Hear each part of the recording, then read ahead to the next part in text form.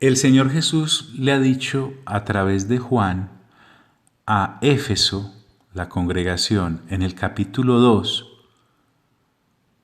de Apocalipsis, en el versículo 2: yo conozco tus obras y tu arduo trabajo y paciencia, y que no puedes soportar a los malos, y has probado a los que se dicen ser apóstoles y no lo son, y los has hallado mentirosos, y has sufrido, y has tenido paciencia, y has trabajado arduamente por amor de mi nombre, y no has desmayado. Pero tengo contra ti que has dejado tu primer amor.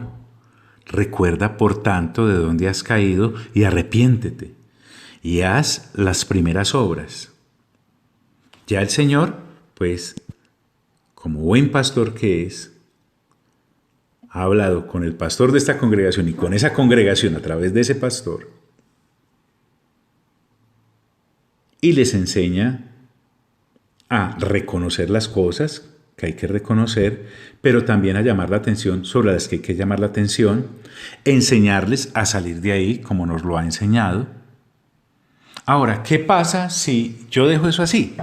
No, pues sí, fue el Señor Jesús el que me dijo que caí del primer amor, pero tampoco es que se me exagerado, ¿no?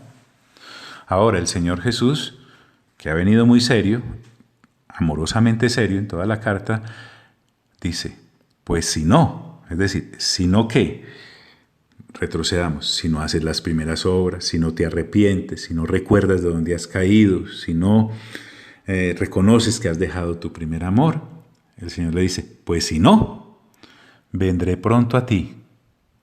O sea, Él mismo y rápido. El Señor está hablando de que va a tomar cartas en el asunto, Él mismo y rápido. Por eso dice, pues si no, vendré pronto a ti y quitaré tu candelero de su lugar.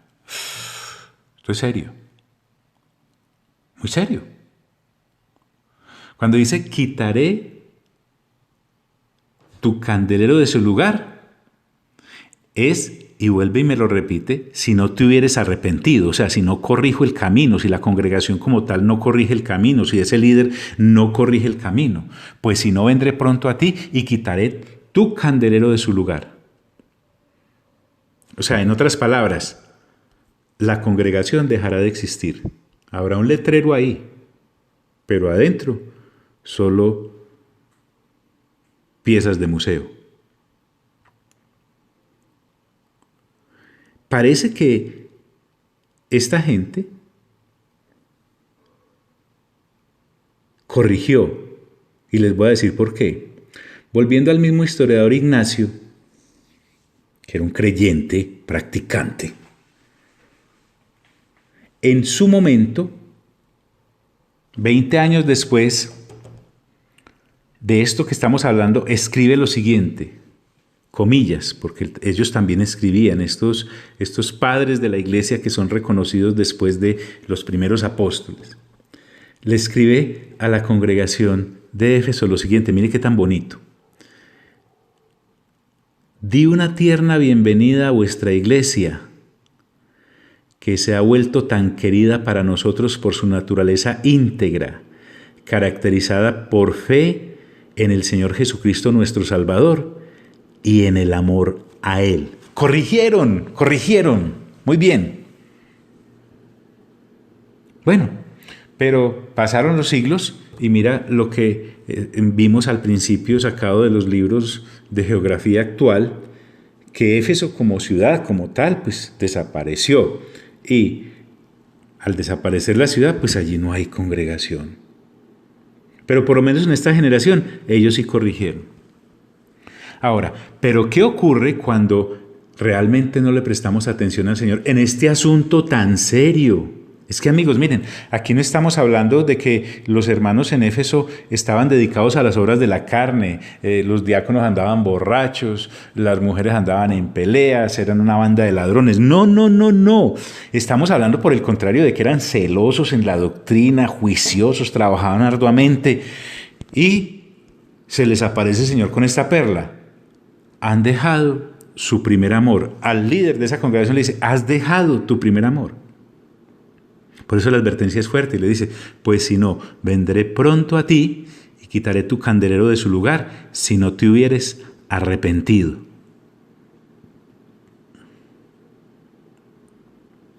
Ahora, él continúa después de este tremendo revolcón con los reconocimientos. Mire qué interesante el Señor.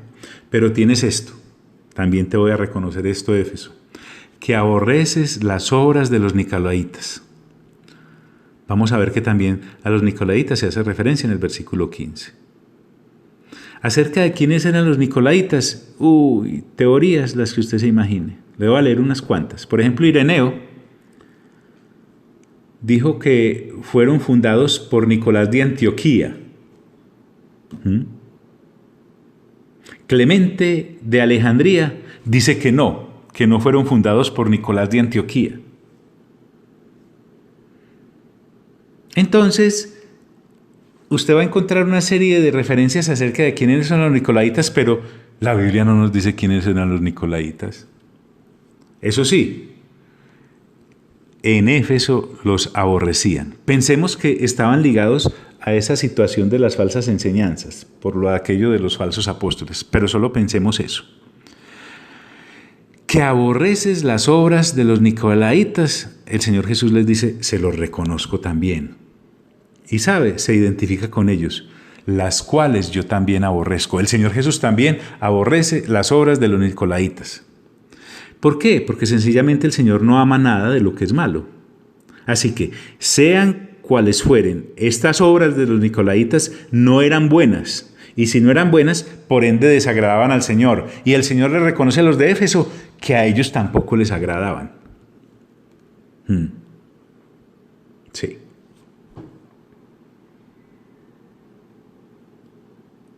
Así es de hermoso nuestro buen pastor, el Señor. Él toma las riendas de su congregación cuando las debe tomar.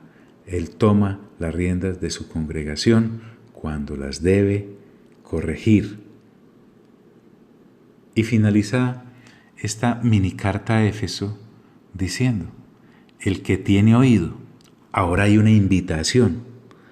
Esta expresión, el que tiene oído, se la encontramos al Señor Jesús en el Evangelio de Mateo, en el Evangelio de Marcos, en el Evangelio de Lucas. El Señor usa mucho estos términos, el que tiene oído también en el Evangelio. El que tiene oído, dice, oiga lo que el Espíritu dice a las iglesias.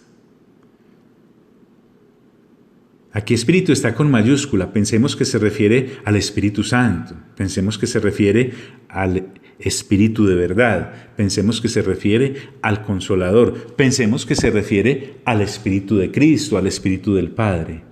Porque es que recordemos que en este escenario está involucrada la Trinidad, toda en acción. Oiga lo que el Espíritu dice a las iglesias. Esas reconvenciones que encontramos para Éfeso son conocidas en la mesa de la Junta Directiva del Padre, del Hijo y del Espíritu Santo. ¿Por qué?